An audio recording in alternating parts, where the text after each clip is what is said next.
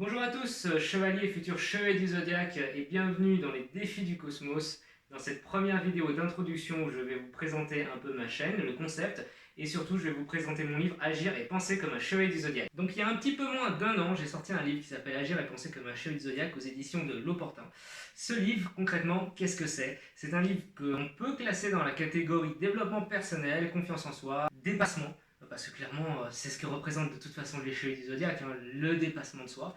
Mais alors comment et pourquoi j'en suis arrivé à écrire ce livre Agir et penser comme un chevalier du zodiaque? Je vais vous expliquer ça tout de suite. Alors, Agir et penser comme un chevalier du zodiaque, qu'est-ce que c'est? Il y a quelques temps, j'ai eu entre les mains un livre qui s'appelait Agir et penser comme un chat du même éditeur. Agir et penser comme un chat, ça ne me botte pas plus que ça. Par contre, je me suis mis à réfléchir et je me suis dit, très bien Alexandre, aujourd'hui tu en es à un point de ta vie qui est, on peut considérer un point culminant.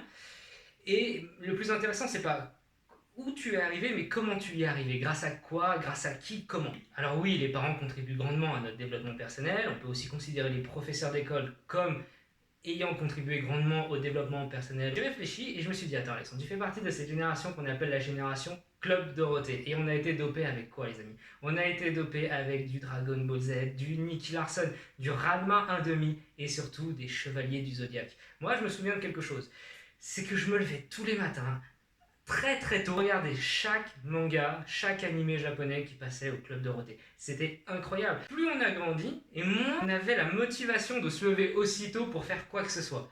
Donc j'ai commencé à écrire ce qu'on peut appeler un avant-propos, et j'ai proposé cet avant-propos à l'éditeur. Ça lui a plu, aujourd'hui il est édité. Et je remercie chaleureusement tous ceux qui l'ont lu, qui l'ont feuilleté, et qui en ont dit du bien comme du mal, parce que de toute façon, chaque critique est bonne à prendre, chaque critique est constructive. En tout cas moi, c'est comme ça que je le vois. Alors maintenant, on va passer au défi du cosmos. Pourquoi j'ai ouvert cette chaîne quelques mois après la sortie de mon livre?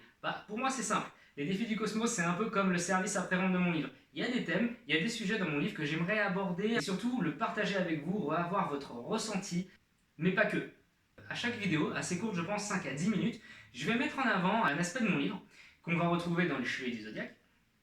Et je vous lancerai un petit défi à la fin. Actuellement, dans mon livre, je fais toujours le rapprochement avec une action, un événement de la vie réelle.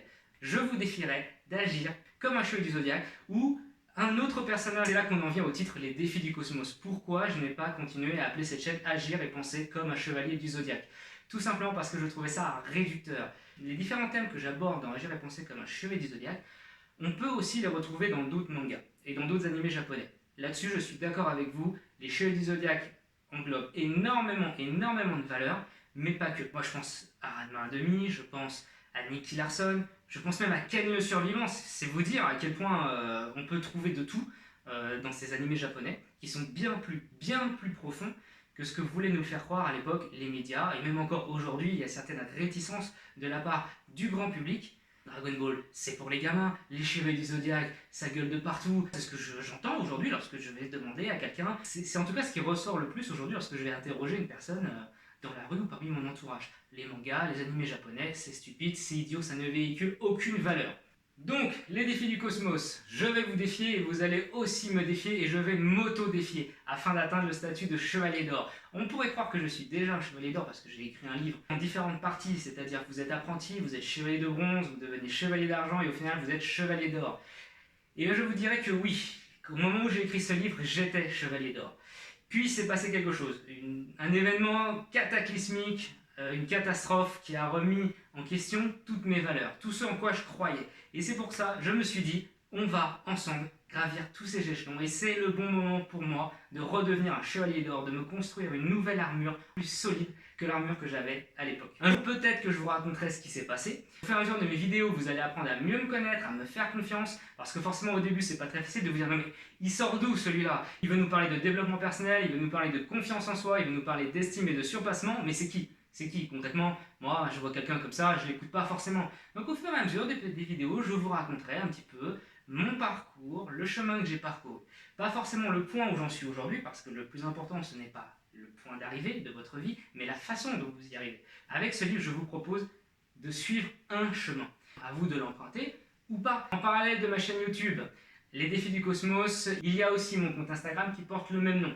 Mon compte Instagram, ce sera un petit peu comme l'antichambre de ma chaîne YouTube. J'ai déjà commencé à poster quelques petites stories avec des citations qu'on retrouve dans mon livre, tirées des Chevaliers du Zodiaque.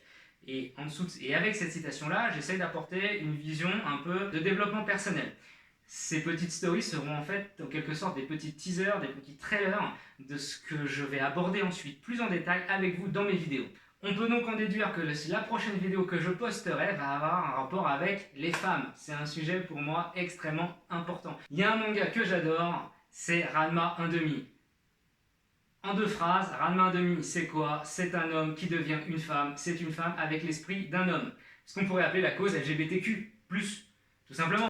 Idem pour Nicky Larson. Les gens ne comprennent pas. Ils disent Nicky Larson, c'est un gros pervers. Il n'arrête pas de draguer à droite, à gauche, il regarde sous les jupes des filles. C'est quelque chose qu'on ne doit pas reproduire. Et les gens ont tendance à oublier, mais il y a quoi dans Nicky Larson?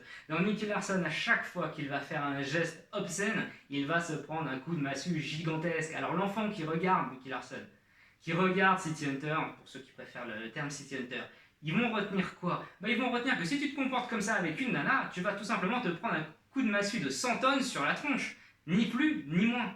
Bref, je pourrais comme ça mettre en avant des tas et des tas de valeurs, de principes qui en fait contribuent au développement personnel. Parce que le développement personnel, c'est ça, c'est se développer personnellement. C'est acquérir des informations qui viennent de supports papier, qui viennent de supports visuels et qui permettent de construire notre intérieur, qui permettent de construire notre mentalité. Voilà, c'est terminé pour cette petite vidéo d'introduction où je te présente brièvement mon livre ainsi que ma chaîne Les Défis du Cosmos. J'espère que ça te plaira et que tu vas t'abonner à ma chaîne. N'hésite pas, et n'hésite pas non plus à aller faire un tour sur mon compte Instagram Les Défis du Cosmos, et je te donne rendez-vous dans la prochaine vidéo qui s'intitulera Mon Cosmos versus les femmes. Portez-vous bien et surtout, brûlez votre cosmos.